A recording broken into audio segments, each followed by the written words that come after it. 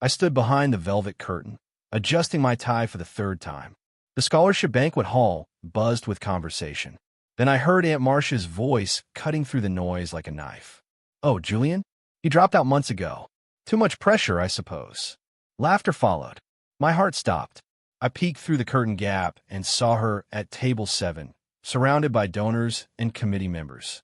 She was smiling, gesturing with her wine glass. Such a shame. We had such high hopes for him. But some people just aren't cut out for college life. More polite murmurs of sympathy. My hand started shaking. The entire room thought I was a fraud, a dropout who somehow got invited to a scholarship banquet. The host tapped the microphone, testing the sound. My stomach twisted into knots. A staff member touched my shoulder. "Mr. Wade? The committee needs you to wait here. Don't go anywhere. My name is Julian Wade. I'm 20 years old, and until this moment, I thought tonight would be the proudest night of my life. I'm a junior at State University studying biochemistry. My GPA is 3.9. I work 2 part-time jobs to help cover expenses my financial aid doesn't touch. I've never dropped out of anything in my life. But as I stood there, watching Aunt Marcia destroy my reputation to strangers, I felt the familiar sting of her betrayal. She's done this before, just never so publicly. Marcia is my mother's older sister. She's always seen me as competition for her son, Tyler. When I got into state and Tyler didn't, she told the family I must have cheated on my entrance exams. When I made Dean's List freshman year, she claimed the school had lowered its standards. Now she was telling donors I dropped out. I watched her lean toward a gray-haired man with a name tag that read board president. She was still talking, still smiling. A staff member whispered urgently, "Mr. Wade, the committee asked to speak with you privately. Right now." The conference room felt too small. 3 board members sat across from me at a long table. Dr. Patricia Chun, the board president I'd seen Marcia talking to, Mr. Robert Torres, the scholarship director, and Dean Margaret Sullivan from my university. Their faces were serious. Dr. Chun spoke first. "Julian, are you aware of concerns that have been raised about your academic status?" My throat went dry. "What concerns?" "We received communication suggesting you're no longer enrolled at State University, that you withdrew from classes 3 months ago." My hands gripped the chair arms. "That's not true. I'm enrolled full-time. I can show you my current course schedule right now." Mr. Torres nodded slowly. "We believe you, but we need to understand what's happening here." Dean Sullivan leaned forward. "Julian, someone has been contacting us about you. Multiple times. With very specific allegations." She slid a printed email across the table. My name was in the subject line. I started reading and felt the room spin. The email was supposedly from me. It was dated 6 weeks ago. "Dear Scholarship Committee, I am writing to formally withdraw from State University effective immediately. The academic pressure has proven too difficult, and I can no longer continue my studies. I understand this affects my scholarship eligibility. Thank you for your past support. Sincerely, Julian Wade." I stared at the words. "I never wrote this." "We know," Dr. Chin said quietly. "The email address is close to yours, but not exact. 1 letter different. We almost missed it." I looked closer. The email was julianwade2004@gmail.com. My actual email was julianwade2024@gmail.com. Someone had created a fake account. Someone had forged my name. "Do you know who would send this?" Mr. Torres asked. I thought about Aunt Marcia's voice in the banquet hall, her casual cruelty, her satisfied smile, but I had no proof.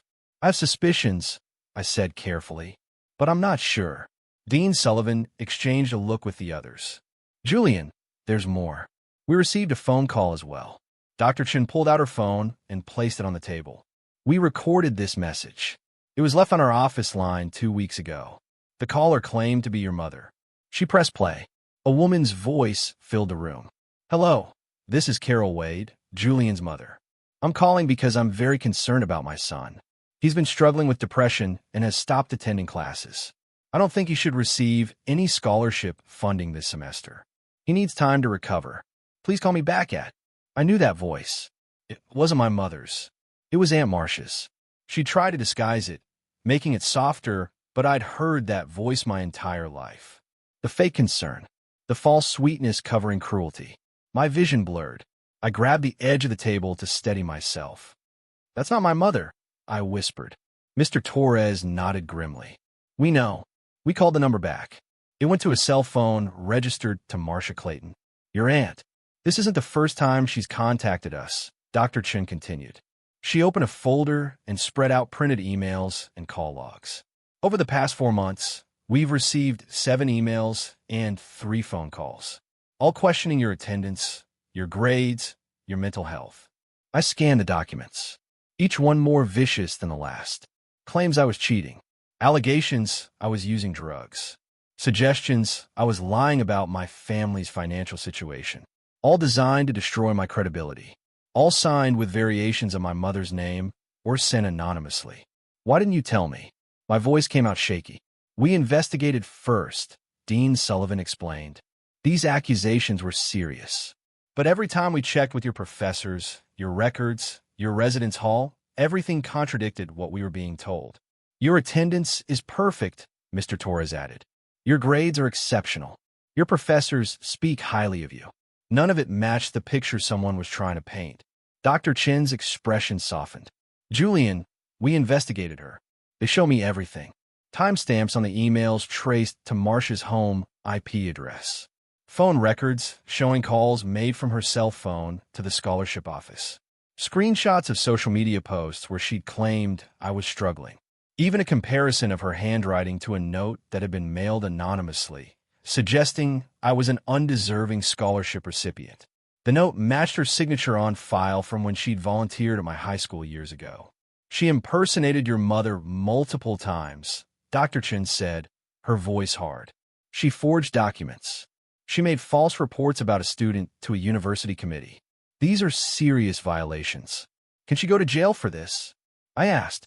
"Possibly, but that's not our immediate concern." Mr. Torres leaned forward. "Julian, we need to understand the full situation. Why would your aunt do this? What's the history here?" I took a deep breath. "We need your side," Dean Sullivan said gently, "before the banquet begins." I told them everything. How Aunt Marcia had always treated me like I was less than her son Tyler. How she'd spread rumors when I got accepted to state and Tyler only got into community college. How she told family members I was struggling, failing, partying too much. All lies. I explained how she convinced my grandmother to reduce my birthday money because I was irresponsible with finances, even though I'd been saving for textbooks. How she told my mother I should consider trade school instead of university because I wasn't smart enough for biochemistry. How at every family gathering, she'd find ways to diminish my achievements while inflating Tyler's mediocre ones. "She's been undermining me since I was 12, I said. "But this is different. This could have destroyed my education. My future." Dr. Chen's jaw tightened. Mr. Torres wrote notes furiously. Dean Sullivan's expression was troubled. When I finished, the room was silent. Then Dr. Chen spoke quietly. "Julian, you deserve to know what we decided. The scholarship committee met 3 weeks ago," Dr. Chen said, "before any of your aunt's recent communications, before we fully understood what she was doing." She paused. "You were selected for this year's presidential scholarship. It's the highest award we give. Full tuition, housing stipend, research funding for 2 years. The decision was unanimous." I couldn't process the words. The presidential scholarship. I'd applied, but never imagined I'd win. It was given to 1 student per year. "You chose me." My voice cracked. "Your academic record, your letters of recommendation, your essay about overcoming adversity, all of it was outstanding." Mr. Torres smiled for the first time. "You earned this, Julian, long before your aunt tried to sabotage you." Dean Sullivan added, "When her emails started coming in after our decision, we investigated them instead of acting on them. That's how we discovered the pattern." "We document everything," Dr. Chen said, "and we're very good at spotting fraud." She looked at me seriously. "And Julian, we're addressing this tonight, publicly." I stepped back through the curtain onto the banquet floor. The noise hit me differently now. Conversations about research grants, academic achievements, future leaders. People in evening clothes, holding wine glasses, and making polite conversation. I scanned the room and found table 7. Aunt Marcia sat with her husband, Uncle Rick, and their son, Tyler. She was laughing, gesturing animatedly to the woman beside her, probably telling more lies about me. As I moved toward my assigned seat near the stage, conversations hushed. People stared. They'd heard the rumors. They thought I was the dropout who'd somehow crashed his own scholarship banquet. Marcia noticed me. Our eyes met across the room. She lifted her wine glass in a mock toast, her smile sharp and satisfied. She thought she'd won. She thought she'd humiliated me one final time. The lights dimmed slightly.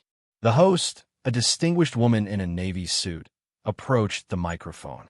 "Ladies and gentlemen, if you could please turn your attention to the stage. We're ready to begin tonight's awards ceremony."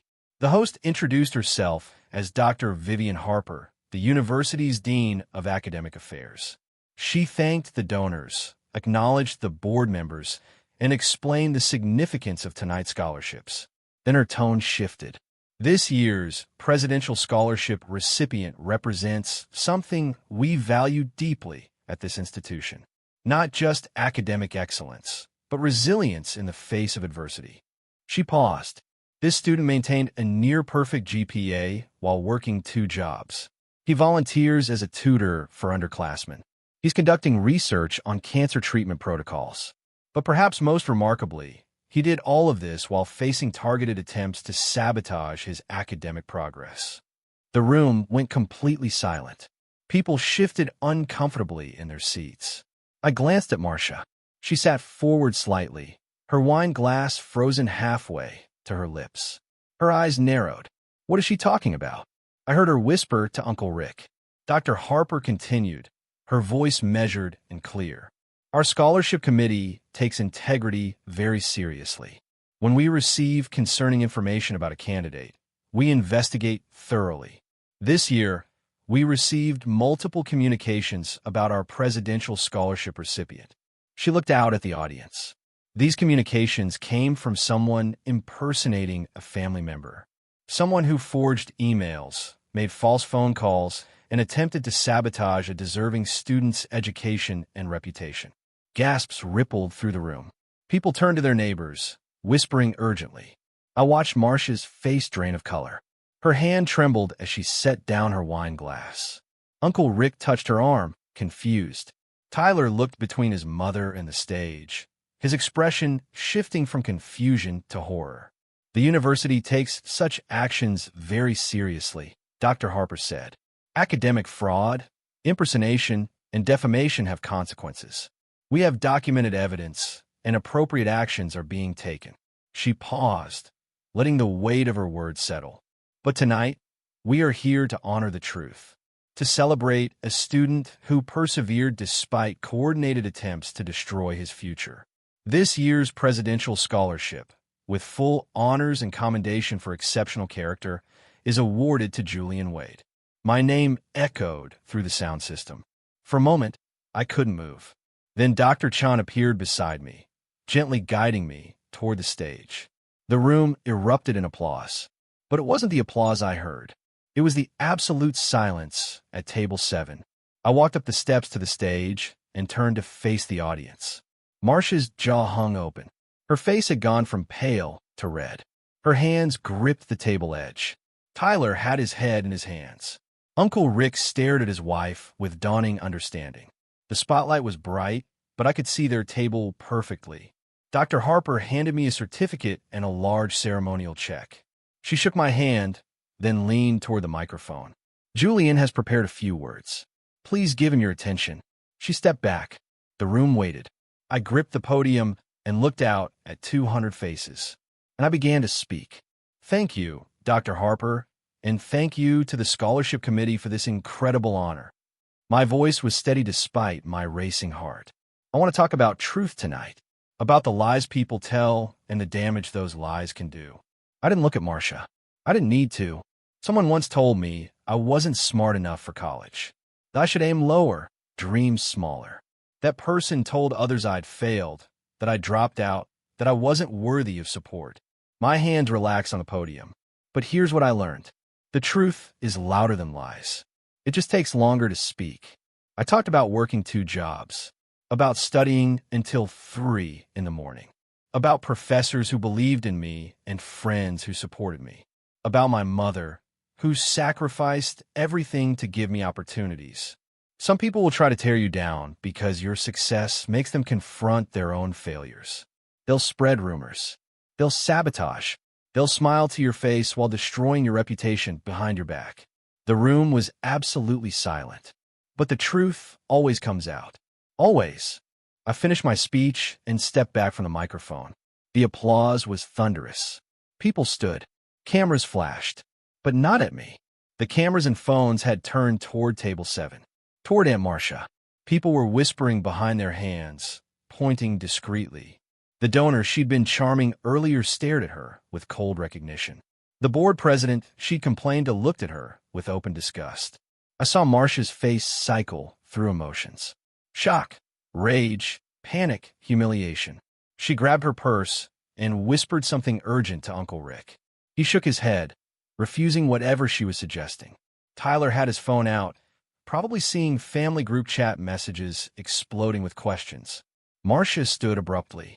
Her chair scraped loudly against the floor. She turned toward the exit, her heels clicking rapidly on the marble. People moved aside to let her pass, but no one tried to stop her. No one called her back. She walked past the cocktail tables, past the donor displays, past the students she'd just been patronizing. And she left. I stepped off the stage, still holding my certificate. My hand shook with adrenaline. Dr. Chin intercepted me. That was brave, Julian. And perfect. She squeezed my shoulder, then moved on to greet other guests. I headed toward the hallway to catch my breath. That's where I found her. Marcia stood near the coat check, her face twisted with fury. When she saw me, she advanced like a storm. You set me up, she hissed, keeping her voice low but venomous. You planned this whole thing to humiliate me in front of everyone. I stared at her. After everything she'd done, she was making herself the victim. I didn't set you up, Aunt Marcia. I applied for a scholarship and earned it. You're the one who committed fraud. Fraud? I was trying to motivate you, to push you to do better. Her voice cracked. By impersonating my mother? By forging emails in my name? By telling lies to destroy my credibility? She opened her mouth, then closed it. No excuse worked. You did this to yourself, I said calmly. Marcia's fury crumbled into panic. Her breathing became rapid, shallow. The committee misunderstood. I was just concerned about you. As your aunt. As family. I thought you were struggling. You told people tonight I dropped out. That's not concern. That's cruelty.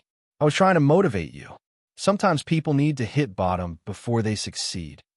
Her voice grew desperate, louder. A security guard glanced our way. I never hit bottom. You try to push me there. There's a difference. She grabbed my arm. I pulled away. Julian, please. This is going to ruin me. The whole family is going to know. My friends, the PDA, everyone. You have to tell them this was a misunderstanding. It wasn't a misunderstanding. It was identity fraud and defamation. The committee has evidence. Recordings. Documentation. A woman in an elegant dress walked past us toward the restroom. She slowed, looking at Marcia with recognition, then muttered just loud enough to hear, "Shameful." Marcia flinched like she'd been struck. The woman disappeared into the restroom. Marcia's phone buzzed in her purse. She ignored it. It buzzed again and again. My own phone vibrated in my pocket. I pulled it out and saw the family group chat exploding. 37 unread messages. Cousin Jessica, what happened at the banquet? Cousin Marcus, someone said Aunt Marcia got exposed for lying about Julian. Uncle David, Marcia, what is going on? Uncle David again. Why aren't you answering? Grandmother Grace, I'm very confused. Someone please explain. Cousin Tyler, Mom's freaking out. She won't tell us anything. Then more messages. Screenshots of social media posts from people at the banquet. Whispered accounts of what happened. Questions about what Marcia had done. Demands for explanations. My mother's name appeared at the bottom of the thread. Mom, Julian, are you okay? What happened tonight? Then directly to Marcia. Marcia, call me. Now. I looked up from my phone. Marcia was staring at her own screen, her face pale. Her fingers moved frantically, typing responses, deleting them, typing again. They're all turning on me, she whispered. You earned that. I said quietly. Then I walked away, leaving her in the hallway with her shattered reputation and buzzing phone. I found my mother in the banquet hall's lounge area. She'd driven straight from her night shift at the hospital, still in her scrubs, when I'd told her about the ceremony. She stood when she saw me, her face tight with worry. Julian, what happened? People are saying terrible things about Marcia. I sat down beside her, and I told her everything. The forged emails, the impersonated phone calls, the systematic campaign to destroy my scholarship chances. The lies Marcia had spread about me dropping out. My mother's face transformed as I spoke. Shock gave way to horror, then to fury. She impersonated me. Her voice shook. Multiple times. The committee recorded one call. They can prove it. Why would she do this to you? To us. I explained about Tyler. About Marcia's need to make him look better by making me look worse. About years of undermining and sabotage. My mother's eyes filled with tears. I'm so sorry, Julian. I should have seen this. Should have protected you. You did protect me. You worked double shifts so I could focus on school. You believed in me. She pulled me into a hug. She's not going to get away with this. Over the next few days, more truth emerged. Dr. Chin called me with additional findings. We looked deeper into your aunt's motivations. We found something interesting. She explained that 4 months ago, Tyler Clayton had applied for a smaller scholarship offered by the same committee. He'd been rejected due to low grades and incomplete application materials. 2 weeks after his rejection, the first fraudulent email about me appeared. She was trying to eliminate you, Dr. Chin said. If you were disqualified, the committee might reconsider other candidates, including her son. Tyler didn't know, did he? We interviewed him separately. He had no idea what his mother was doing. He's actually quite embarrassed. That night, I received an email from Tyler. Julian, I'm so sorry. I never asked my mom to do any of this. I didn't even know about it until the banquet. I told her it was messed up. She said she was trying to help me. I didn't want help like that. I hope you know I had nothing to do with it. I believed him. Tyler and I had never been close, but he'd never been cruel. That was all Marcia. Word spread through our town fast. Marcia had been prominent in the community. PTA president, church committee member, volunteer coordinator. Now parents whispered when she arrived at school events. Church members avoided her in the parking lot. Volunteer organizations asked her to step down from leadership roles. My cousin Jessica texted me. Mom resigned from the PTA board. She said people were making her uncomfortable. Translation, everyone knows what she did and won't talk to her. Tyler withdrew from the student leadership club. Too many questions about his mother. Uncle Rick moved out temporarily, staying with his brother. The embarrassment was too much.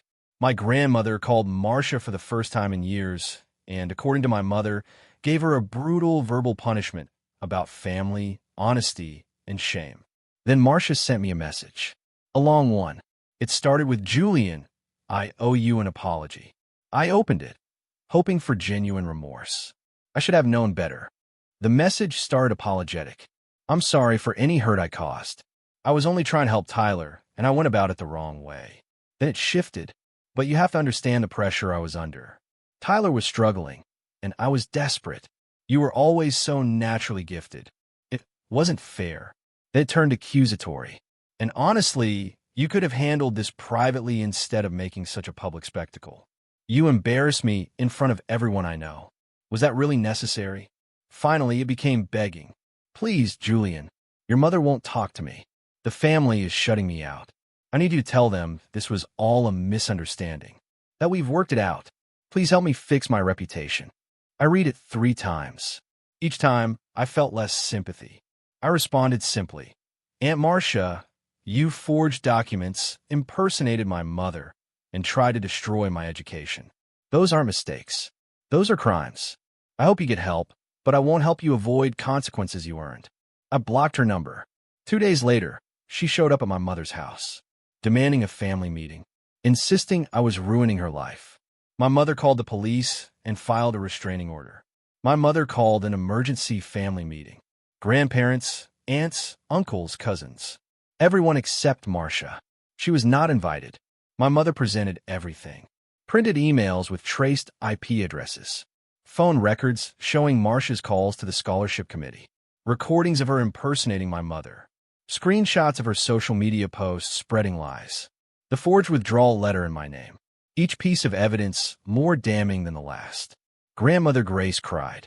Uncle David slammed his fist on the table. Cousin Jessica hugged me, apologizing for not seeing it sooner. She's done, Uncle David said flatly.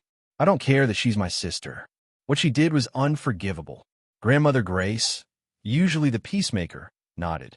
I won't have someone in this family who would destroy one of our own children for petty jealousy. They voted. Unanimous. Marcia was cut off from family gatherings, group chats, holiday celebrations. Financial support for her and Tyler stopped. They would continue supporting Tyler directly for his education, but nothing through Marcia. She needs consequences, my mother said. Real ones, not just embarrassment. The family agreed. It was the first time in my life I'd seen them unified against her. September arrived. I moved into new housing funded by my scholarship. A single apartment in the graduate housing complex, quiet and perfect for studying. My presidential scholarship covered everything. Tuition, housing, meals, books, plus a stipend for research and living expenses. I no longer needed my 2 part-time jobs. I joined Dr. Martinez's cancer research lab as an undergraduate research assistant. My work studying protein interactions in tumor cells was already showing promise. I started meeting with academic advisors about graduate school applications. They mentioned programs at Johns Hopkins, Stanford, MIT, places I'd only dreamed about. My mother visited my new apartment and cried happy tears. You did this yourself, baby. All of this. But it wasn't just me. It was professors who wrote recommendation letters, friends who studied with me until dawn, my mother who sacrificed everything, and a scholarship committee that investigated lies instead of believing them. I was healing, slowly. The years of Marcia's undermining had left scars, but they were fading. Then a letter arrived. University letterhead. Official seal. My hands shook as I opened it. Dear Julian, congratulations on your selection as State University Student Ambassador for Academic Excellence. This prestigious position is offered to one presidential scholarship recipient each year. As Student Ambassador, you will represent the university at recruitment events, speak to prospective students, and serve on the scholarship selection committee for future recipients. This role comes with an additional stipend and the opportunity to shape the future of our academic community. We are honored to have you represent State University. Sincerely, Dr. Patricia Chun, Board President. I read it 3 times. Student Ambassador. The exact position Marcia had been lobbying to get Tyler for years. The role she'd mentioned constantly, saying Tyler deserved it, that would look perfect on his resume. Now it was mine. Not because I'd taken it from Tyler, because I'd earned it. I called my mother and told her. She screamed with joy so loud I had to pull the phone from my ear. That evening, I walked across campus as the sun set, past the library where I'd spent countless nights studying, past the science building where I'd aced my chemistry exams, past the student union where I'd tutored underclassmen for free. My phone buzzed. A message from cousin Jessica. Heard about Student Ambassador. Marcia found out. She's furious. I smiled. Not from spite. From freedom. From knowing that her fury couldn't touch me anymore. Her lies had been exposed. Her schemes had failed. Her reputation was destroyed by her own actions. And I was standing in the life I'd built despite her. The life I'd earned. The life she tried to steal but couldn't. Because the truth, as I'd said in my speech, always comes out. And the truth had set me free.